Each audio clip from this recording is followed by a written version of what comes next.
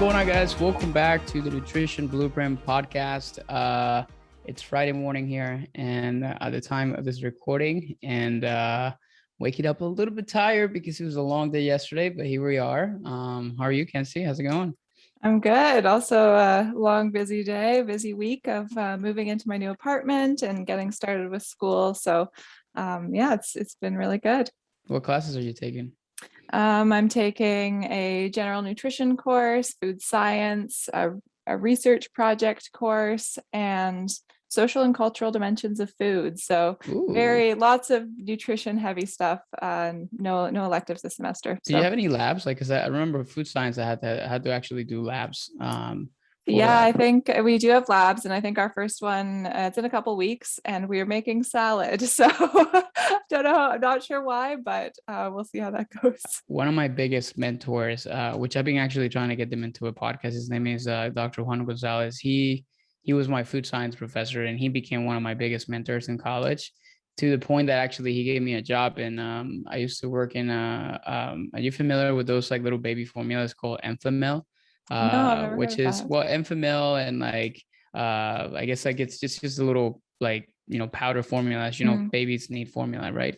mhm. So it's one of the brands that they typically have. It's called Meat Johnson. So I worked for them for a while, and it all started because of a food science class. Oh, cool. But the food science class was actually interesting. They kind of taught us to do Maillard reactions and browning, and understanding exactly why certain things turn certain colors, and salt, and it was pretty interesting, and some really cool experiments that we did in the process. So I guess like the parts that I remember from it, but that was Yeah. one of my favorite classes for sure. Yeah, So I think we're gonna get moving beyond salad in the future weeks. hopefully. Luckily, hopefully. um, cool. What are we talking about today? Okay, so I think today's topic is very relevant with you having your busy week, me getting started with school. Today, we are talking about productivity and strategies to improve your productivity. So I think the best place to start there, if you're listening to this, it's a nutrition podcast. It's called the Nutrition Blueprint Podcast. So maybe we can get into why prioritization, why scheduling and productivity, why that is important to your nutrition and your fitness journey. So we'll take it back to before I even knew what this was. I've always been a pretty driven person in terms of school. So when I was in college, I was always making sure that I got A's and did all the right things. But I didn't realize that I was doing it the wrong way. And not necessarily it's the wrong way, because this is college, and we like to do stuff and have fun, and not necessarily always make assignments a priority and stuff. But I was a very huge procrastinator, right? I was a guy that was like, reading through like 5 hours the day before an exam just to study for it. Or I was the one that was like, I had a midterm, or like a big test, and for chemistry I remember, and I would pull an all-nighter, not because it's because I really wanted to learn everything, right? But I would leave it until the very last minute for that to be the case. Or I would have an assignment, and I would rather kind of write an essay for like 6 or 7 hours straight at night, rather than obviously organizing myself to kind of accomplish that task. So when I was like, earlier years, like when I was still like in college, I realized that I was just not I was a very productive person, but I was not a very organized person. And it's that until I started this kind of journey of entrepreneurship and understanding how to balance a lot of different things in a plate, because college is nothing until you kind of get into the real kind of like workplace, and you have to juggle a million different things, from family to fitness to health to work in all these different areas. It was not until I kind of got to that point that I realized, okay, I need to get my shit together, and I need to try to do something about this. So I started reading a ton of different, like, what a lot of like entrepreneurs were doing, right? When I started the business, I was like, okay, what does Tony Robbins do?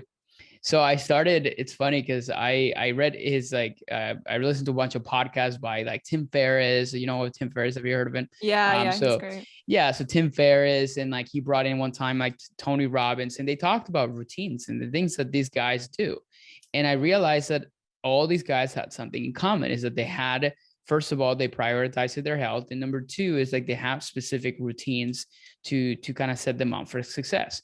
So I remember clearly when I heard like Tony Robbins and Tim Ferriss like first podcast, Tony Robbins talked about, he has like multiple houses all around the world. And in every single house, the one thing that they all have in common is he has this, like, I think it's like by like a 4 or 5 by 5, like little plunge. It's like a little, it's not even a pool. It's like literally, and it's outside, right? It's not even like a shower thing. No, it's like a plunge that is about his like tall. So they design it just for him. And it's usually 52 degrees all year round, no matter where he is. He could be in the Himalayas, or he could be freaking, like, I think he has a house in Fiji. And every single morning, all he does, and he plunges on that every single morning, no fail, regardless of where he's at. And it's like a jolt for him, the way that he described it. So the reason I'm bringing this up is because that kind of started this entire journey for me to understanding, how can I get more done in less time? How can I create really strong routines that can set me up for success? And when I heard about this, I was living in a house that had a pool outside, right? And in the time I listened to this, it was winter in Florida, which winter in Florida is not winter in Canada, right? But it's still chilly, right? It gets down to like the maybe like high 40s, like Fahrenheit or so. So it's not necessarily that cold, but the pool was actually pretty chilly. So I would jump in the pool in the morning, and like I started waking up a lot earlier because all these guys were waking up earlier. So I realized that, you can do it all if you prioritize it, which kind of leads to the most important kind of part of this conversation, which is giving priority to what's important to you. One of the things that I like when I started this company, this business, it did not start just me doing it full time. I had a job, and I had to do certain things that to be able to kind of sustain myself. So if I wanted to build a business and I wanted to do this the way that we've done it so far, create this podcast and all those different things like that, I had to do it outside of work hours, right? And if I was working 8 till 5 or 8 till 6, and I still wanted to work out and I still wanted to do all those different things, I realized I needed to extend my hours, or just simply spend more time doing things that were like more conducive to this and less conducive to just distractions, right? So I decided to make this a priority for myself. So I would wake up a little bit earlier. So I started waking up like 5:30 or so, right? So I would dedicate the first couple hours a day to just like working on some of this stuff, right? And then like the last couple hours throughout the day. So because that was my priority, right? So that's, I think, one of the bigger areas that I think a lot of times people fail to understand in productivity, because they're trying to do too many different things at once, but they fail to understand what's important to them and what's a priority for them. People say, I want to eat healthy, but they don't really understand if that's a true priority for them in the moment. And sometimes I have to remind them of that to my clients. And I say, is this a priority for you right now? Because they typically start with the whole thing, I don't have time. It's just simply not a priority. So that's the first kind of step that I typically try to take into, which is, again, prioritization, or prioritize. I can't ever say that word.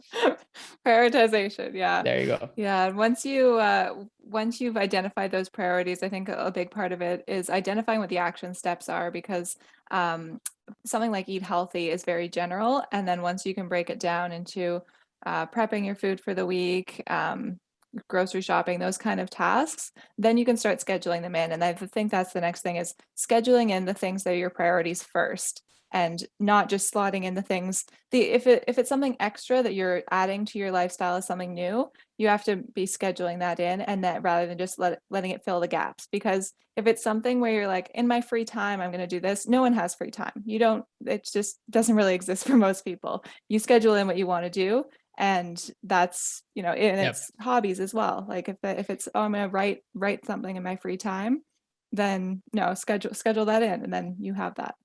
Yeah. So, and I've learned over the years, like through different mentors and all that, that our life is typically split up into like 4 big components. And I think I might have talked about this in the past. I don't know if a podcast, or at least I've talked about this to our clients, that everything we do is typically kind of fit into one of 4 things, right? It's I've been thinking a lot about like 4 F's, which is like the big F's of what we typically do. But there's an extra one that we'll talk about in there that I don't usually kind of mention all the time. But we typically have 4 or 5 F's in our life that we typically focus on. So the first one is finance. And finance, we typically encompass everything that is related to how you make money or how you make a livelihood. In your case, it perhaps be like your position that you have here with our company, or it could also be you going to school to make sure that you kind of have a career in the future, right? So that's obviously that all the tasks and all the things that are require for you to do that, that also falls into that specific kind of category. Then you think into family. So family is going to be, it could be like in family, there's a lot of things. So for example, if you're single, it's more like your immediate family, mom, dad, parents, like, siblings. If you're with a spouse or with a partner, it's obviously the partner, but still obviously the immediate family. If you have kids, the same thing. Perhaps none of that, and then you just have friends. So it's all your interpersonal relationships and what kind of priority that you put towards that. The third F is going to be fitness, and fitness pushes everything in terms of health related activities, from your exercise and training, your movement, how you eat, how you plan and organize your food, all those different things in all those different kinds of areas. And also thinking about mental fitness, right? Like how your mindset and all your priorities and all the different things around those as well. And the fourth one is going to be faith, which is believing in something bigger than yourself, right? Whether it's a religious faith or whether it's like, something in which you believe in. It could be in Buddha, it could be in God, it could be in just, your broom in your house. Like, it doesn't matter, right? Like anything that you typically kind of have a higher belief in. And the fifth one that we typically like to think about, which can fall somewhere in between all the ones above, is going to be fun, right? Which is the things that you do that are going to kind of like fill in your day with distractions, which maybe sometimes are going to good, maybe sometimes are not going to be bad, but sometimes they're also going to always be needed. So when we think about scheduling things, it's understanding what level of your priority you want to give to each, right? So what's important to your life right now, because a lot of times you can change the level in which you put those in a list of like, oh, how important things are, right? So for example, if right now you're just starting school, so perhaps like your finance, like, category perhaps maybe comes in first, maybe your fitness comes second, because the fact that you just like, step away from your family a little bit and now you're on your own, maybe that's a little bit less of a priority right now. You still take care of it, right? But it's not as important as like top two things. And then you keep obviously faith and fun, and then the last kind of like pieces. Faith usually doesn't have to be always a kind of like a priority unless like you're trying to pursue some sort of like spiritual kind of like awakening type of thing, I guess. But in reality, it's always going to be there. So it doesn't necessarily mean that because it's at the end doesn't mean that it's any less important. It's like you're just trying to focus in the order of priority on things that kind of go in that order. Because if you think about it right now, you just, most of your time is being spent in school activities or activities related to what you do with us, right? So that's obviously the first one. But then after that, then you focus on moving and exercising and doing the things for yourself, right? So that's usually in your order of priorities.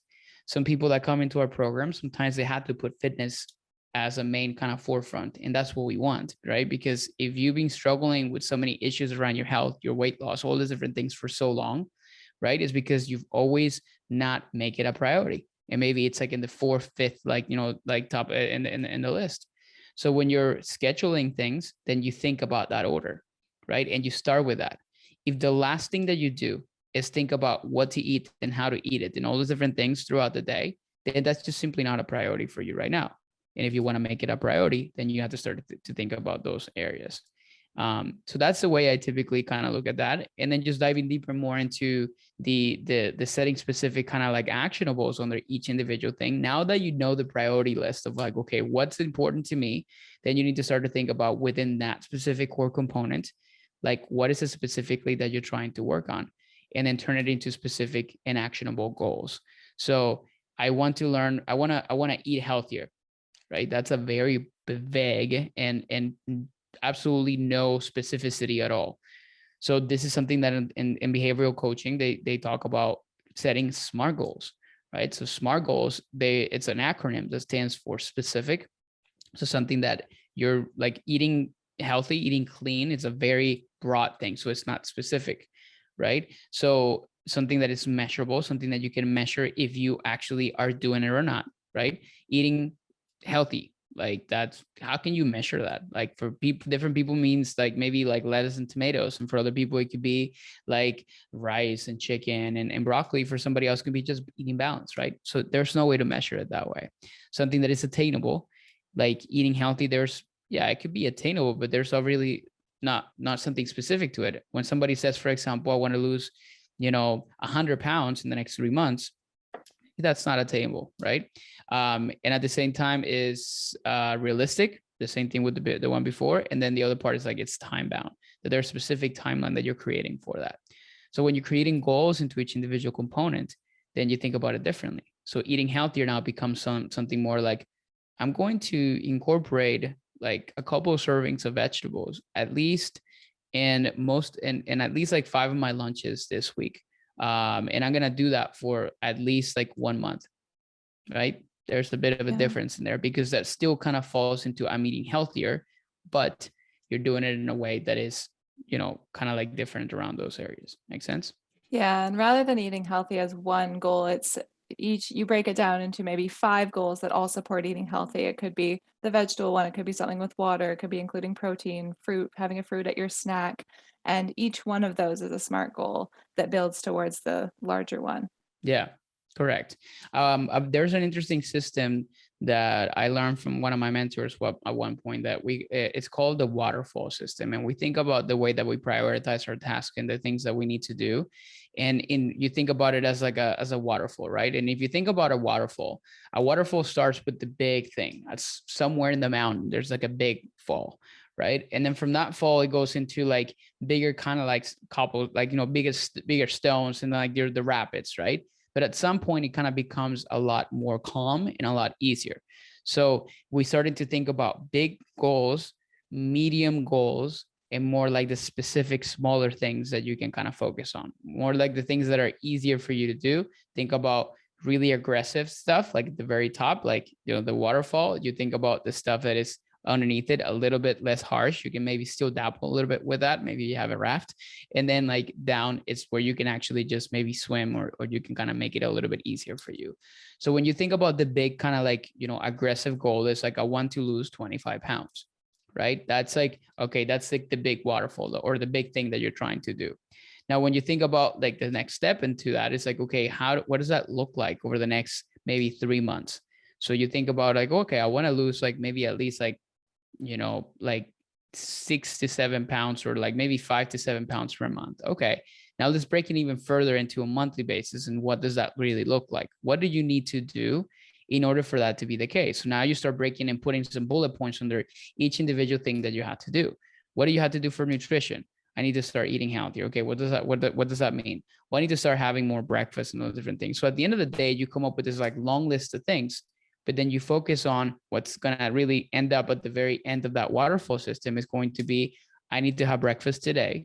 I need to get one workout done, at least, at X amount of time, right? And I need to drink at least like, 5 bottles of water.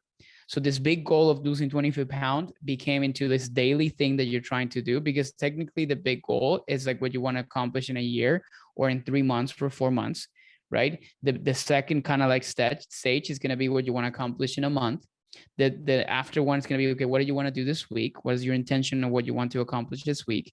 And then lastly, you finish with what you want to accomplish today, right? So that's when goals become attainable. And that's why people like, what's the biggest issue that happens with people that start a New Year's resolution? That they start with the big goal, but then no specific plan on what to do to the T of like what to do daily, right? Mm-hmm. Or they just kind of go all out. And then a lot of times the motivation is there for that, but then it kind of starts to dwindle when it becomes like so difficult to be able to sustain, because there were not habits that were been built. So that's the system that I like to use for the way I try to organize myself, where I have like specific things I want to accomplish and how to break them down into like really chewable and digestible, easier to do, like, tasks that you could do daily towards that bigger thing. Yeah, and once you have the daily system down, all you need to focus it on is the single day, and each day builds on itself. And those systems work for you as long as you're doing the right system on the unit of the day. Then the week takes care of itself. Then the month takes care of itself, and then you're eventually at your goal. Correct. So that's usually the way that it's, and there's different systems. Everybody has a different way to accomplish it. And I tried everything under the sun, right? So maybe somebody would be listening to this and be like, yeah, I'll try that. And that didn't really kind of work for me. That was just overwhelming. For example, there's like one system that I tried to do, but it hasn't really kind of like work as well for me, which is like the one that it was, there's like a little box that you create, right? And then you have like things that are important right now, things that are, I think it was just more like, I think that's what it was, like things that are important right now, or things that are due right now, that are important for me to do right now, things that I can leave for later. And then the order of importance. This is very important. This is not as important. And you have obviously this like square, right? So things that are very important, and they're immediate, those are the things that you would focus on. Things that are important, but they can actually wait a little bit, that'll be the second one. Things that are less important and that are due immediately, then obviously that would be third. And then the things that are not important and that are really due later, you'll be like, you either kind of delegate it to somebody else to do it, or you just simply just leave it for the very last thing, that it's not a big deal, even if it doesn't get done for the next 3 months or so. Right. So some people like to think about those things to be able to do it. For me, it didn't work. I feel like it was a little bit in ways complicated. So everybody has their own system and they have their own personalities in terms of how can they become more productive. But it all starts if there's anything that everybody should continue to have in terms of like, prior and in terms of like what level of importance, is understanding what priority you want to give to specific things in your life. Right. Everybody that says I don't have time, it's more they're saying that's just not a priority for me right now. Right. Because I have met some of the busiest people in my life, even than me, like, right. And I, in my right mind, don't understand how they do it, but they still do it. Right. And maybe some people would say the same thing about me. Like, man, this guy worked like so many hours a day, but he still makes time for like working out, spend time with his wife, and being able to kind of like do things like that and play golf. Yeah. Because I know what's important to me. Right. Yeah. So that's, I think a lot of times like people just use the I don't have time, thing as a scapegoat for the reality that they have, which is like, they're just not making it that important. And things that are important sometimes and they want to prioritize are not easy to come by, are not easy to accomplish. Meaning, changing your lifestyle for nutrition, it's very, very hard when you don't have those things ingrained. People look at me and they say, or may look at you and you're like, oh, but you have like this meditation done to a T. You wake up every morning early. Like it seems pretty easy to you, but it never started that way. Right. It was hard at the beginning. It was difficult. It was like struggle. You think I really enjoyed waking up like 5 o'clock in the morning? No, I used to be the guy that would wake up like 5 minutes before class, right? When I was in college. Or in the cases now, I would be, if I had a call with you, I would have woken up at like 7:45, roll out of bed, maybe kind of like brush my teeth, like kind of wash my face and come in here and record this. It's right now it's like 8:40, right? That was a previous version of me. And that's what a lot of people do nowadays. And if you're listening to this and you're like, yeah, literally, I'm listening to this podcast. I just like roll out of bed, got in my car, and it's been literally 50 minutes since I started my day. Like, obviously, this is something that, when you say you don't have time, is you simply, you're not prioritizing the time that you could be spending towards like setting up your breakfast in the morning, getting a quick, like before we did this recording, I had a 20-minute like Peloton ride. I did some work earlier today. I responded my emails. So my top 3 task list that I wanted to do today, it's already done. And it's not even like 9 o'clock. Now, the rest of it, I have stuff on my schedule I had to kind of get done, but most important projects were completed because I decided that to me, it was more important to get that done so I can be done today at 5 and then not worry about the rest of it for moving forward. Yeah, and I think you touched on something important there that I wanted to cover today as well, which is your daily scheduling and daily planning. And you mentioned your top 3 tasks. So maybe you could go into that a little bit more. And like when you're looking at it the day, when do you do your planning? How do you make sure that things get done in the day?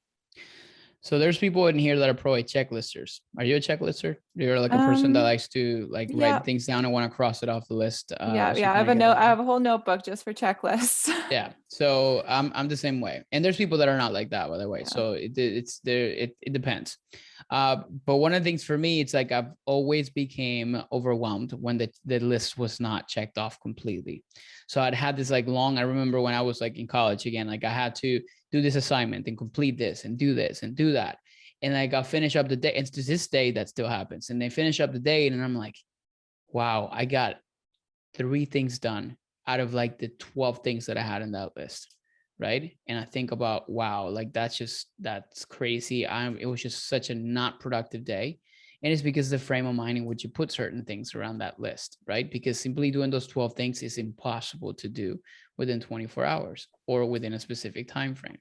So the whole waterfall system also taught me that a lot of times you had to sit down and you had to brain dump everything that you have to do for the day, right? Your personal stuff, your work stuff, your fitness stuff, put it all on the list and try to identify what are the top three, right? What is the top three things that you have to absolutely do, right? If you feel like your day would be successful. Sometimes whenever you have work stuff, sometimes you might have to split them up into personal and work. Here's my top three work things. Here are my top three personal things, which is also a possibility, because sometimes if you have a work thing that is like, I need to finish X project, I need to kind of get this workout done. That's ideal because it makes it a little more realistic. But if you find it hard, which for me usually is, to really separate out the work stuff versus the personal, then it could be just simply a way to just creating the list of your top three or top two in each one of those two categories. So you think about, I typically make a list on one side of a page. Here's everything that I need to do. And what I typically like to do afterwards is I look at the list and I put numbers right next to them to identify what's most important and more priority for us. Right. So I say, okay, like this morning, I really needed to get this like project completed and I was almost done to do it. And like, I almost did, like, there's a couple of things left to do. So that was my number one. I had a new client program that I needed to finish that started last night. So I needed to get that done. So that was number two. And I needed to update my timesheet that for my time study that I'm doing right now. And because it's way behind, that was my three. That was my work things that I needed to do. The rest of it are things that I just do daily. Like, I have to attend calls, I had to do this stuff and whatever. So these are more like things that I do every day. So if you, for example, a mom and picking up your kids at like 2:00 after school is a daily thing, you're not going to put that in your list, right? Because you have to do this regardless. Right. But perhaps like your goal is going to be like, I need to make it to like an 8:30 Orange Theory fitness class. Right. That's my top priority. Number two, I need to make sure that I fold the laundry that has been sitting in the bedroom for like, 2 weeks in a row. Right. And number three, I need to make sure that I do like I prep my lunch before I pick up the kids. Like that's just like a mom example that I'm a stay-at-home mom, for example, right? That they say like, I'm so busy, I have so many different things to do. But then you focus on those three things. And by the time that it's 12:00, you already did the most important ones. Now, it doesn't mean like the day is over. Like you can still do other things, but at least you felt accomplished because you did the things that were more important to you. So that's the whole idea behind priority list, creating your top three, and just focusing on the things that are going to kind of give you the biggest return on your day too, which is also thinking, okay, what can I do that is going to kind of give me the biggest return on my time investment, right? I always say that time is a currency. Like time is like money. Like if you need to figure out exactly how you spend it, right? And that's a big kind of piece that it's also important to consider it from that perspective. Yeah, that's a good point. And when you're doing that, do you use a calendar at all? Like how do you use any kind of technology? Yeah, so I personally use a calendar because I think it's helpful, and my wife usually sees that calendar too, and she helps me with it.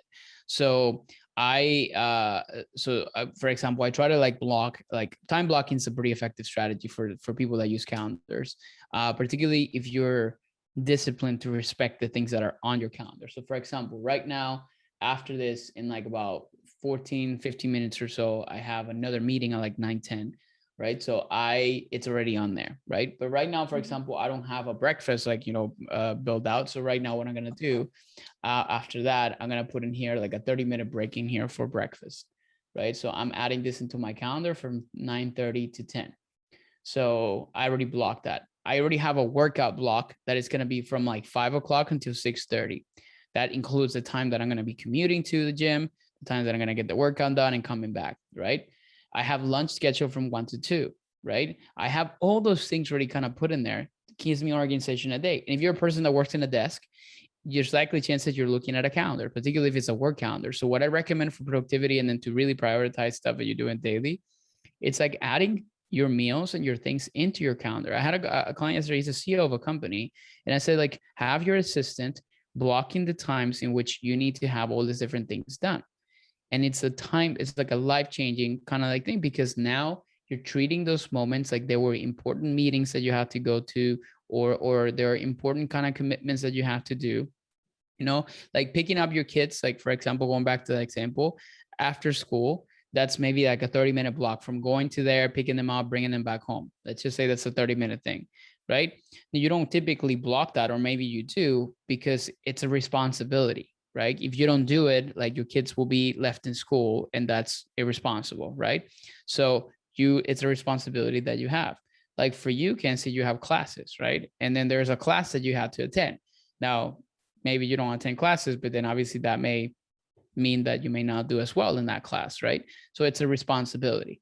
Now, sometimes when we put things like workouts and lunch, it's like, nothing's gonna happen if I don't do it, right? Which is true, but that's obviously kind of speaks for the self-discipline that you can have around these things for yourself. And that sometimes happens to me. I'll look into this, I'll be like, it's lunch. I'd put it from 1 to 2, it's 1:30, I'm still working. That happens. It's normal. And it's okay to actually kind of move through that in the process. But it's also understanding, okay, why do you do it? And like, what can you do differently into all that? This is really kind of help you create clarity around those things, because it's really helpful for you to understand how you're spending your time and how you can kind of dedicate more time towards that. Does that make sense? Yeah. And I think that another important point I heard once is treating yourself like a professional, like treating your commitments to yourself is just as important as your commitments to your boss and your kids and your spouse, because I think that we are much more willing to let ourselves down than we are to let the people around us down. Yep. So when you start saying, I'm going to show up for myself and here's why, yeah, it's just that bring a level of professionalism to your relationship with yourself and to your own schedule. Yeah.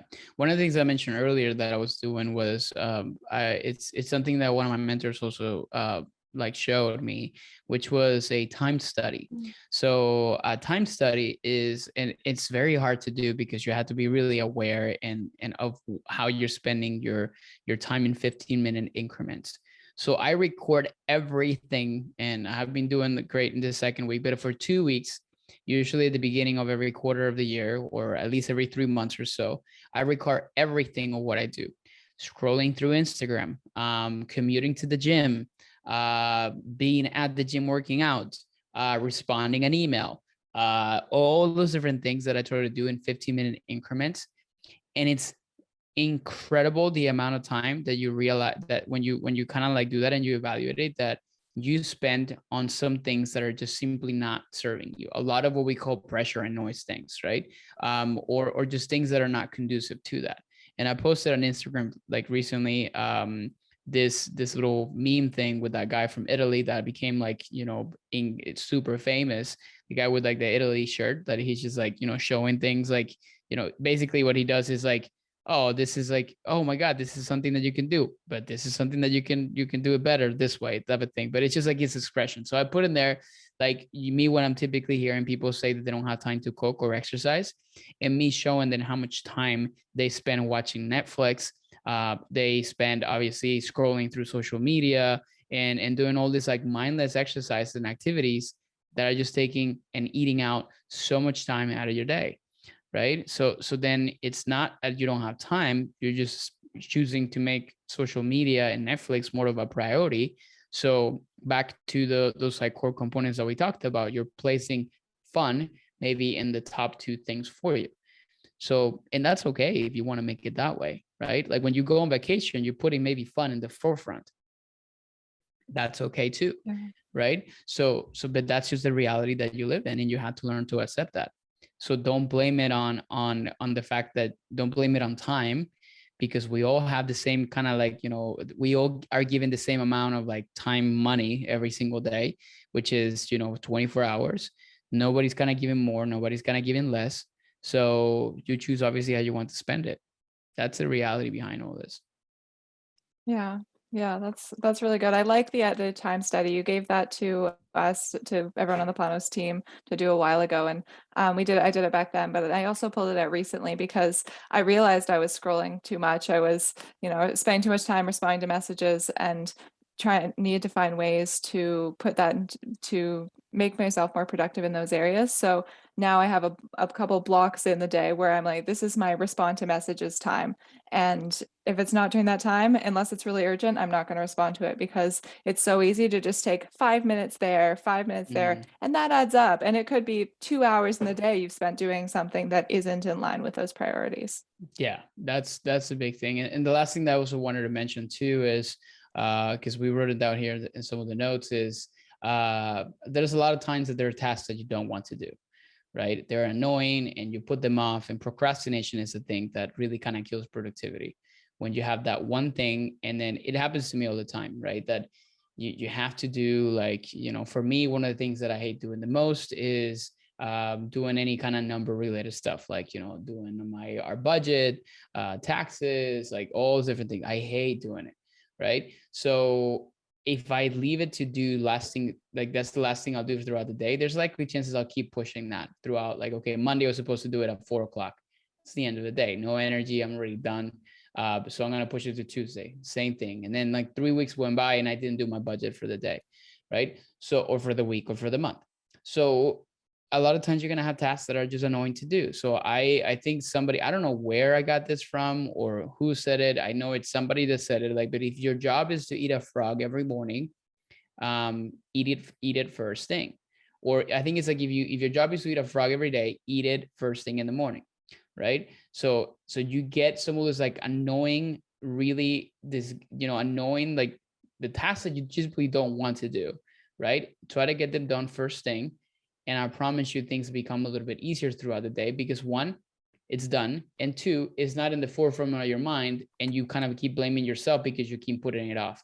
And what happens to me a lot of times when there's like tasks that I don't want to do and I don't have the mental energy to do it, is I distract myself with other things as I'm starting the task, right? Because I just simply am not there to be able to do it. So this is when I get on social media. This is when I start scrolling through mindless stuff. This is when I go grab a snack. This is when I typically do mindless eating, or sometimes some people obviously do binging, because there's things that they just don't like doing.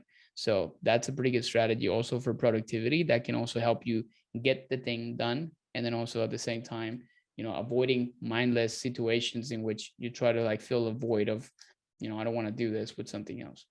Yeah. Well, I think the last topic we should cover today is motivation, because probably a lot of people are listening and saying, "Oh, it's great that you use all these strategies to make your day more effective, but I just don't want to do this stuff. I never feel motivated. Everyone seems more motivated than I am."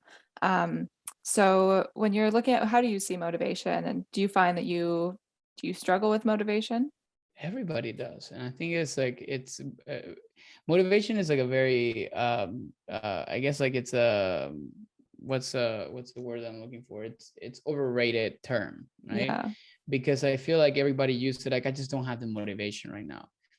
Motivation always comes from within. That's something that I've learned from multiple motivational speakers. They're like, nobody's going to give you the motivation. Somebody can give you the inspiration, right? Somebody get the inspiration to do something, right? If you see somebody that lost a ton of weight and they're like at your level, a mom or something like that, you don't become motivated by them. You become inspired by them. But the motivation to do certain things always comes from within, right? And a motivation is typically an intrinsic factor that comes from really why you're wanting to do certain things. Like, for example, a parent wakes up every morning and raises their kids because their why is their kids, right? Like they want their kids to be happy.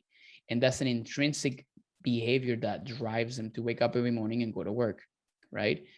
And a lot of times we lose sight of why is it that we want to do the things that we want to do.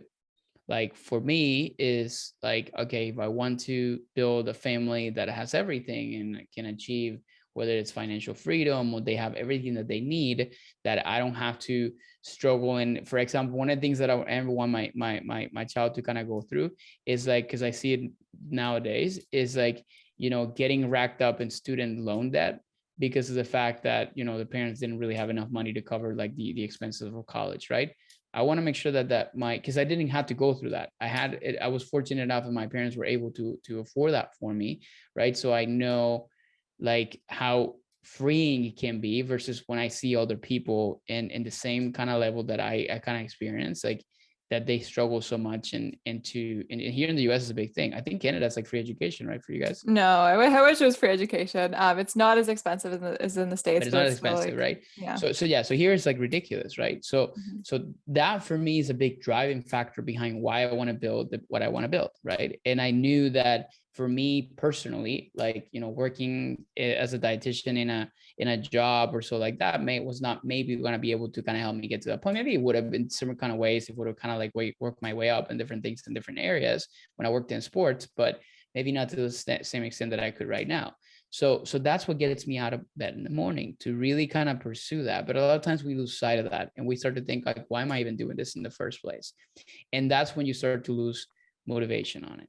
The second piece too is like when you start to think about when you start a journey on, like, let's say when you start like the New Year's resolutions, right? When people start the new year, why are they so motivated? First, because everybody's doing it. Second is because they just think about like a fresh start, right? Fresh starts are typically the biggest kind of drivers for motivation, because a fresh start, it's like, you, in a way, I guess, like the way I see it is like you get rid of like the past, and you focus simply on, this is a new version of me, right? The problem is that why people typically give up on this, and this is more of like my opinion on this, is the fact that they realize that changing, like, they're not going to change, right? They're not going to change their past. The past is still going to be there. They're still going to be them. They're still going to have the same kind of like personality, different things like that. So they're becoming like a complete new version of themselves. That's a process to build, because change takes time. So when people kind of get that huge like way of like reality of like, wow, this is hard, this is not me, like, or I don't know how to do this, like, or this is just difficult. It's not like it's difficult, it's just difficult to kind of create that newer, like, lifestyle that you're trying to build, and it cannot be done overnight. Rome was not built overnight, right? So that's the same thing that I think it's the bigger motivation killer for many people. And sometimes the lack of motivation is because they don't see, quote unquote, the results. They work so hard and they do all the different things like that, and they're not seeing anything happen, right? And it usually the reason for that and the lack of motivation that comes with it is because they're not seeing things from the right perspective, because they only see, and we talked in our program a lot about scoreboards, and keeping a scoreboard for what is it that you're trying to use to represent or to measure success. And for most people out there, and this is why this is a billion-dollar, like multi-billion-dollar industry, like weight, it's usually the only market of progression. And if it goes down, it's progress. If it goes up, it's not working. If it stays the same, it's not working. But so many people actually accomplish so many great things, but they still don't see it because they're blind to them, because they didn't consider them as things that can choose to see as progression, right? And then whenever they don't see that, the motivation comes down too. So many different factors that drive what we do every day. But in order for you, I guess, like the best way to stay motivated, number one, is understanding why you're doing it in the first place. And number two, defining what is the scoreboard for you that is going to represent success towards that goal that you're trying to achieve, right? And that it goes beyond, in our field specifically, that goes beyond just one number on the scale. Because a lot of times when you start to notice and you think about the scoreboard, I think about, okay, like, how do you feel in the gym? How's your energy right now? Like, how many times did you actually gonna go on a walk this week? Or how about your stress levels? Did it start to go down a lot? How you're sleeping, right? And you start to notice all these like positive things that are happening, and that you feel more like a normal person, like a human, and you feel great. Like, oh my God, this is the way people are supposed to feel when they say they feel great. Then usually that's a great way to kind of measure success, even when the scale hasn't changed. And you can still motivate it because you just love to feel that way. And then usually months later, then you realize that the scale started to move and you didn't even realize it. Yeah. That's a reality. And on a day-to-day basis, I think as well, like a moment to moment, like if you're in the moment, I have this thing to do, I don't feel motivated. One thing that I like to do is, I'm not sure where I heard it, but it's called the 5-minute rule. And if there's something that you have to do that you don't want to do, just tell yourself, I'm going to do this for 5 minutes, because often the motivation comes after you start the task. Most people think it goes motivation, do the task, it gets done. Often it's start doing something, then you get motivated to continue because you've already jumped into it, and that you'll have that energy to keep going. So Correct. if you're struggling with something right now that is on your plate that you don't want to do, give that a try. Yeah. That's definitely a good way to think about it. I don't usually do that, but then maybe I'm gonna have to start. So that's a good tip. Cool. So there's productivity for you. So hopefully this was a helpful helpful tips and strategies for you guys. But yeah, so hopefully you found this something usable for you guys' lives if you're listening to this episode. And if you did, let us know. We would love to hear from you. We would love to for you to just share it and maybe take a screenshot of this podcast and whatever platform you're listening to this, and share it and on social media and let us know great tips, and or share it with friends and tell them like, hey, this is a great podcast on productivity that I definitely think you should listen to. And it has a lot of really good nuggets of information that you can apply for yourself. So let us know, tag us in on Instagram at Andres Ayesta and at Nibble to Nourish, and we would love to say hello and give you a shout out if we can.